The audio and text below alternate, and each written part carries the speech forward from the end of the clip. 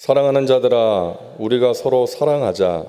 사랑은 하나님께 속한 것이니 사랑하는 자마다 하나님으로부터 나서 하나님을 알고 사랑하지 아니하는 자는 하나님을 알지 못하나니 이는 하나님은 사랑이심이라.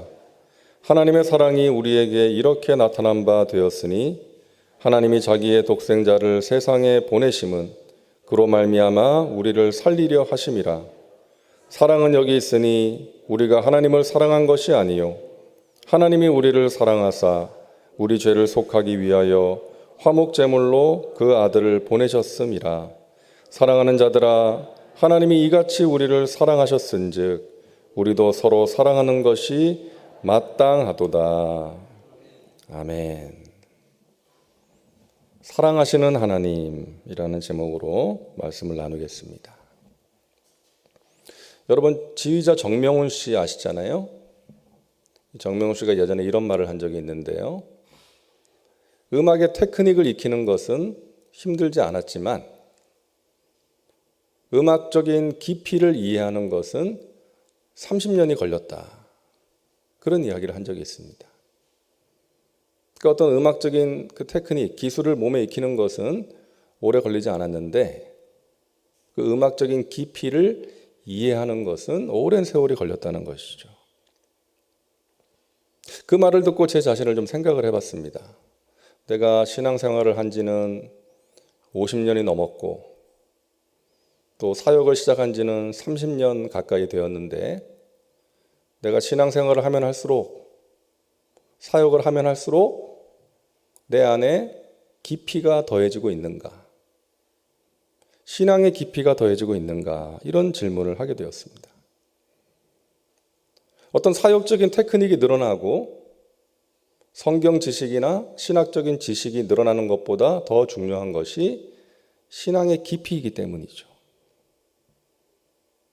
그러니까 우리가 신앙생활을 하면 할수록, 봉사를 하면 할수록, 사역을 하면 할수록 가져야 되는 깊이가 무엇일까요?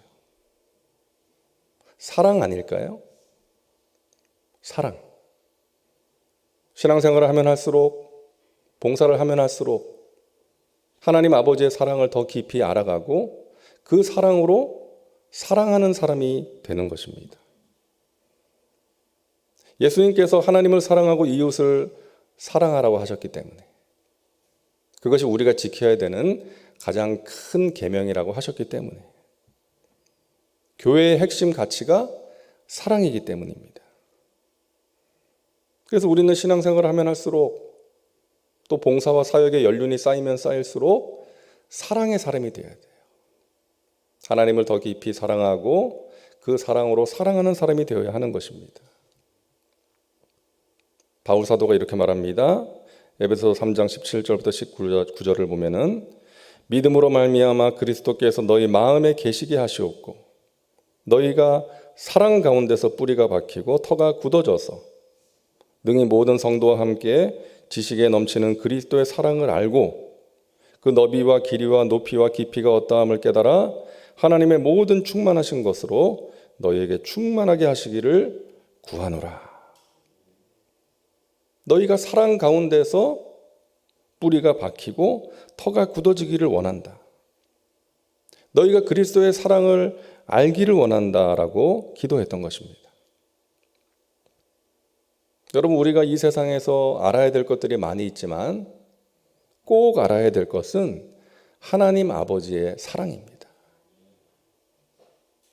하나님 아버지의 사랑을 알 때 진정한 삶의 의미를 발견할 수가 있고 하나님의 사랑을 알 때 소망 중에 즐거워할 수 있고 환난 중에 인내할 수가 있는 것입니다. 그 사랑을 알 때 우리가 서로 사랑하면서 살아갈 수가 있는 것이죠. 여러분, 하나님께서 저와 여러분을 사랑하십니다. 이 진리가 너무 많이 들어서 식상한 진리가 아니라 우리에게 힘과 용기와 소망을 주는 그런 진리가 될 수 있기를 바랍니다. 하나님께서 왜 우리를 사랑하실까요? 우리가 예배를 잘 드리고 봉사를 열심히 하고 기도를 많이 하기 때문에 사랑하시는 게 아니죠. 우리가 하나님의 자녀이기 때문에 우리를 사랑하십니다. 자녀이기 때문에. 마태복음 3장을 보면 예수님께서 이제 세례 요한에게 세례를 받으시고 물에서 올라오실 때 하늘에서 음성이 들렸어요. 이는 내 사랑하는 아들이요 내 기뻐하는 자라. 예수님께서 아직 사역을 시작하시지 않았어요. 예수님께서 사역을 잘하셔서 열심히 하셔서 사랑하시고 기뻐하신다라고 말씀하신 것이 아니죠. 자녀이기 때문에, 아들이기 때문에 하나님께서 사랑하시고 기뻐하신다라고 말씀하셨어요. 마찬가지입니다. 하나님께서 우리를 사랑하시는데 우리가 하나님을 위해서 무언가를 많이 하고 열심히 해서 우리를 사랑하시는 것이 아니라 우리가 하나님의 자녀이기 때문에 우리를 사랑하시는 것입니다. 우리가 열심히 예배드리고 기도 생활하고 말씀 보고 봉사 열심히 하는 것은 하나님의 사랑을 받기 위한 조건이 아니라 하나님의 사랑을 받은 결과예요. 하나님의 사랑을 알면 그렇게 살아가게 되는 것입니다. 하나님의 사랑에 감사해서, 은혜에 감사해서 하나님께 예배하고 봉사하고 기도하며 살아가게 되는 것입니다. 여러분, 신앙생활을 하면 할수록 하나님의 사랑을 더 깊이 알아가시기를 바랍니다. 그리고 그 사랑으로 서로 사랑하며 살아가시기를 주님의 이름으로 축원합니다. 하나님의 사랑은 놀라운 사랑이죠. 첫째로 우리가 아니라 하나님이 우리를 사랑하셨기 때문입니다. 오늘 10절 말씀을 우리 같이 읽겠습니다. 사랑은 여기 있으니 우리가 하나님을 사랑한 것이 아니요 하나님이 우리를 사랑하사. 여러분, 우리는 하나님 사랑하지 않았어요. 그렇죠? 하나님 사랑하지 않았고 탕자처럼 하나님을 멀리했습니다.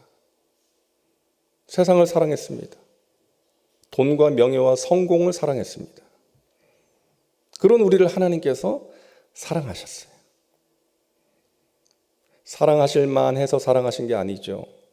우리가 아직 죄인 되었을 때에 그리스도께서 우리를 위하여 죽으심으로 하나님께서 우리에 대한 자기의 사랑을 확증하신 것입니다. 하나님과 우리의 사랑은 하나님의 짝사랑으로 시작됐어요. 우리가 아직 죄인 되었을 때 하나님께서 우리를 사랑하신 것입니다. 우리는 하나님을 생각하지도 않고 하나님을 찾지도 않고 하나님을 사랑하지도 않았는데 하나님께서 우리를 사랑하신 거예요. 사랑하실 만해서 사랑하신 게 아닙니다. 우리가 아직 죄인 되었을 때 사랑하셨습니다. 여러분, 사랑할 만한 사람 사랑하는 것은 어렵지 않죠. 나에게 잘해주는 사람, 사랑스러운 사람을 사랑하는 것은 자연스러운 일이에요. 하지만 그렇지 않은 사람을 사랑하는 것은 정말 힘들어요. 내 마음을 불편하게 만들고 내 자존심을 건드리고 나에게 아픔을 주는 사람을 사랑하는 것은 힘든 정도가 아니라 불가능해 보이지 않습니까? 하지만 하나님께서는 그런 사람들을 사랑하신 거예요. 이것이 놀라운 은혜입니다. 여러분 앞에서 말씀을 전하고 있는 저는 정말 하나님의 은혜예요. 제가 이 자리에 서서 여러분에게 말씀을 전할 수 있는 것은 전적인 하나님의 은혜입니다. 저는 그럴 만한 사람이 아니었거든요. 말씀드린 것처럼 모태신앙으로 신앙생활을 했지만 교회는 다녔지만 이 교회는 그냥 예배만 딱 드리고 가능한 빨리 떠나야 되는 곳이었어요. 뭐 재미도 없고 어색하고 제가 좋아하는 것은 교회 안에 있지 않고 교회 밖에 있었기 때문에 그냥 예배는 드려야 되니까 예배 탁 드리고 빨리 떠나는 그런 곳이었어요.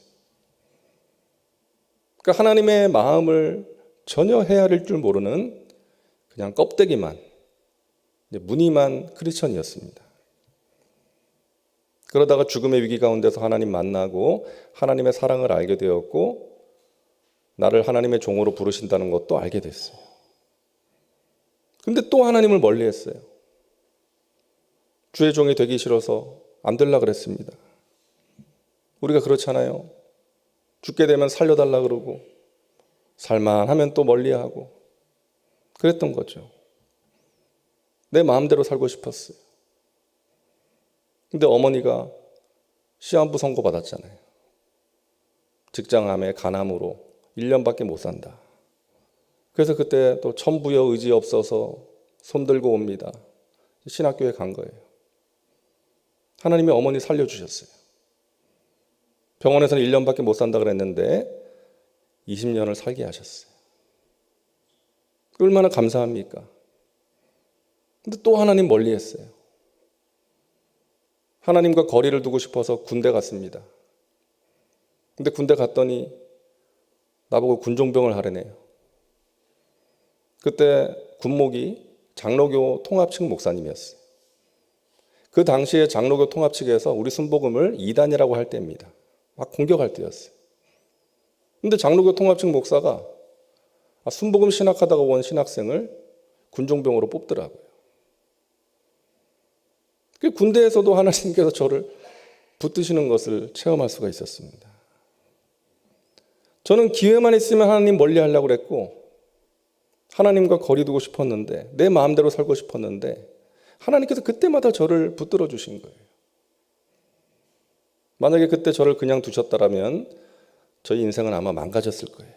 엉망이 되었을 것입니다. 근데 하나님께서 저를 사랑하셔서 그때마다 붙들어 주시고 바른 길로 인도해 주신 거예요. 내가 하나님을 사랑하지 않았는데 하나님이 나를 사랑하셨어요. 그런 과정을 통해서 조금씩 영적으로 철이 든 것 같습니다. 하나님의 사랑을 알게 되고 이제는 조금은 하나님의 마음을 헤아릴 줄 아는 하나님의 자녀가 된 것 같아요. 물론 지금도 아직 멀었지만 이전에 비하면 하나님을 사랑하는 아들이 된 것 같습니다. 여러분도 마찬가지 아닙니까? 우리가 하나님을 알게 된 것, 하나님을 믿게 된 것, 영원한 생명을 소유하게 된 것, 하나님이 우리를 사랑하셨기 때문에 하나님이 우리에게 주신 놀라운 선물인 줄로 믿습니다. 하나님의 은혜죠. 우리가 그 하나님의 은혜로 지금 이 자리에 있는 줄로 믿습니다.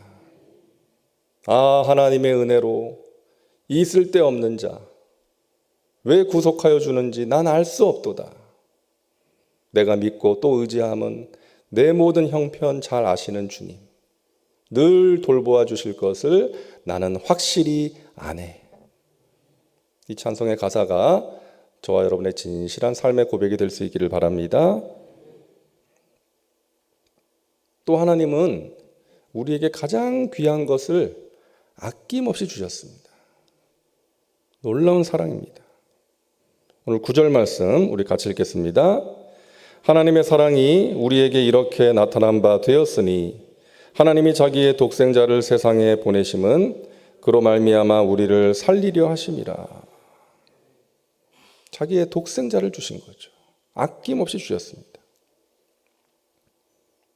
하나님께서 독생자를 우리를 위해서 이 세상에 보내시면서 그 마음에 슬픔과 고통이 가득 차 있었을까요? 주기 싫은데 억지로 주셨을까요? 예수님께서 십자가의 길을 가시면서 그 마음에 절망이 가득 차 있었을까요? 물론 고통스러운 길이었지만 인류를 구원하실 생각에, 사랑하는 우리를 구원하실 생각에 행복하시지 않았을까요? 앞에 있는 기쁨을 위하여 십자가를 참으신 것입니다. 윤동주 시인의 십자가라는 시가 있는데요. 제가 잠깐 읽어드릴 테니까 들어보세요.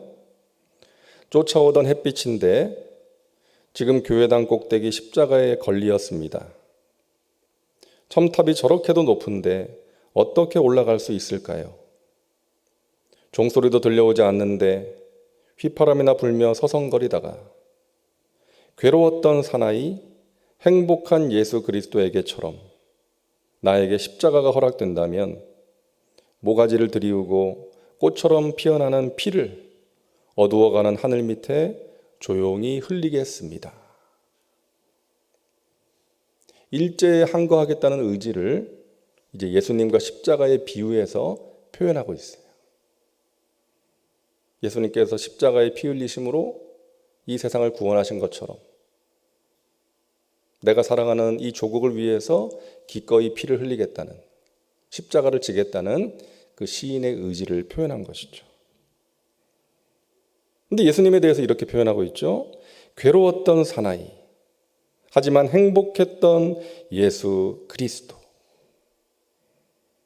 이 윤동주 시인은 감성과 영성이 정말 풍부한 분이셨던 것 같아요. 괴로웠던 사나이, 하지만 행복했던 예수 그리스도. 우리 예수님은 고통의 길을 가셨지만 그 마음에는 행복이 있었다는 것이죠. 왜? 사랑하시기 때문에. 여러분, 사랑하면 그런 거 아닙니까? 아낌없이 주는 거죠. 그래도 아깝지가 않고 행복한 것이죠. 내가 힘들어도 내 사랑하는 자식 생각하면 행복한 거죠. 그러니까 부모가 자식한테 하는 거 보면 하나님의 사랑과 조금은 닮은 것 같아요. 아낌없이 주죠. 주면서 행복해하죠. 아깝지가 않죠. 자식을 위해서 기꺼이 희생하지 않습니까? 그러면서 행복해하는 거예요. 예전에 제가 한번 택시를 탔는데요. 택시 기사님이 한숨을 푹 쉬면서 요즘 택시 하는 게 너무나 힘들다고 그러는 거예요. 손님도 별로 없고 도로는 막히고 그러니까 산악금 채우기도 힘들고 너무 힘들다고. 택시 안에 분위기가 무거워졌어요. 내가 어떻게 좀 복음도 전해야 되겠고 하는데 어떻게 할까 그러고 있다가 보니까 앞에 사진이 하나 있더라고요. 애들하고 찍은 사진이 있어요. 그래서 아이고 애들이 다 이쁘게 생겼네요. 그랬더니 이 택시 기사분이 막 그때부터 자식들 자랑을 하시는 거예요. 제가 얼마 전에 제 아버지 생일이라고 선물도 해줬다고, 얼마나 착한 놈인지 모른다 그러면서 막 분위기가 완전히 반전이 됐어요. 여러분, 그런 거죠. 그러면서 그분이 그러더라고요. 저놈들 생각하면 힘들어도 열심히 일해야죠. 그게 아버지의 마음이죠.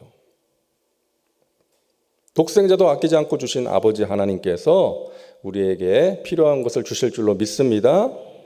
너희가 악한 자라도 자식에게 좋은 것을 줄 줄 알거든 하물며 하늘에 계신 너희 아버지께서 구하는 너희에게 좋은 것을 주시지 않겠느냐. 여러분, 하나님이 주시는 좋은 것들 많이 받으시기를 바랍니다. 은혜 많이 받으시고 복 많이 받으시고 기도 응답 많이 받으시고 성령 충만 받으시기 바랍니다. 그리고 받는 것으로 끝나지 마시고 나에게 너무나 귀한 것들을 주신 하나님 아버지의 그 사랑에 여러분 보답하며 살아가시기를 바랍니다. 날 구원하신 아버지 하나님께 내가 무엇을 드릴까? 나에게 은혜 베푸신 하나님께 내가 무엇을 드릴까? 내가 하나님을 위해서 무엇을 할 수 있을까? 어떻게 하면 하나님께서 기뻐하실까? 성숙한 자녀로 살아가시기를 바랍니다. 그리고 하나님께서는 우리를 끝까지 사랑하십니다. 할렐루야. 놀라운 하나님의 사랑이죠. 요한복음 13장 1절입니다. 예수께서 자기가 세상을 떠나 아버지께로 돌아가실 때가 이른 줄 아시고 세상에 있는 자기 사람들을 사랑하시되 끝까지 사랑하시니라. 끝까지 사랑하시니라. 우리는 사랑하다가 미워할 때가 있죠. 사랑하다가 포기할 때가 있습니다. 하지만 주님은 우리를 끝까지 사랑하십니다. 예수님을 3번이나 부인하고 도망간 베드로, 갈릴리 바다에서 예전처럼 고기를 잡고 있는 베드로를 예수님 찾아가십니다. 베드로야, 내가 너 얼마나 사랑하는지 알지?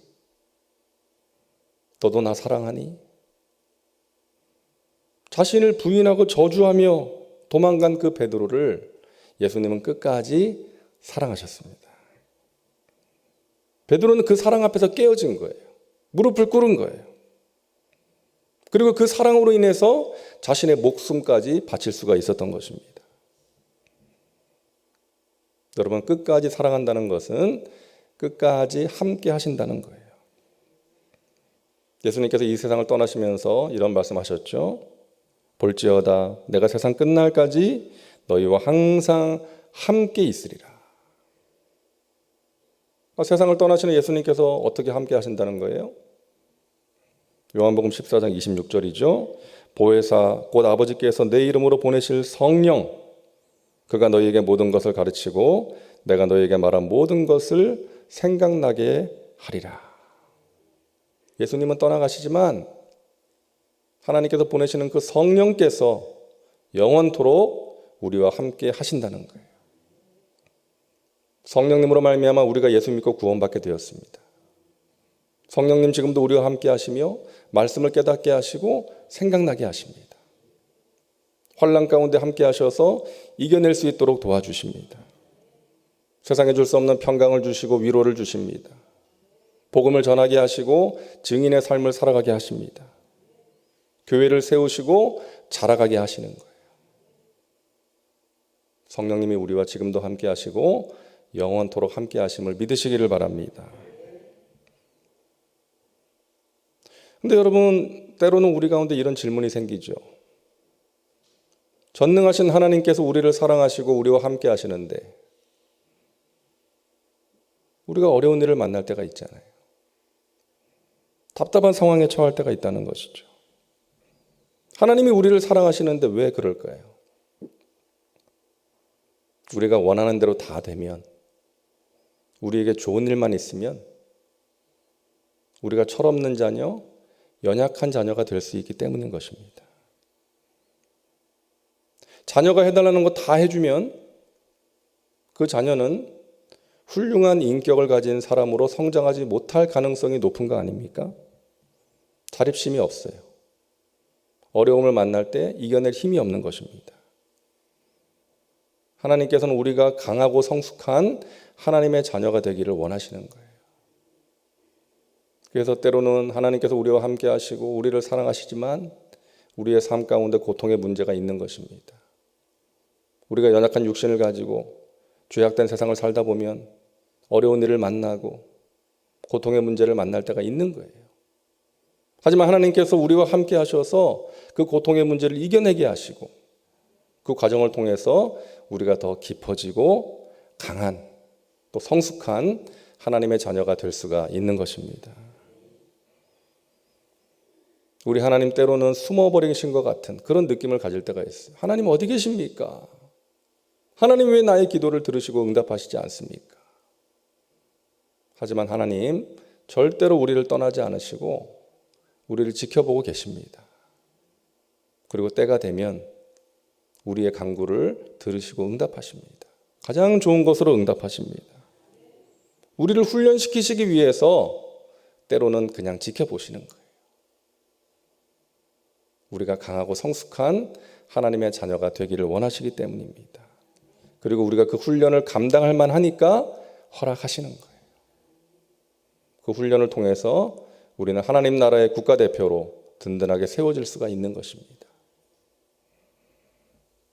고린도전서 10장 13절입니다. 사람이 감당할 시험 밖에는 너희가 당한 것이 없나니 오직 하나님은 미쁘사 너희가 감당하지 못할 시험 당함을 허락하지 아니하시고 시험 당할 즈음에 또한 피할 길을 내사 너희로 능히 감당하게 하시느니라.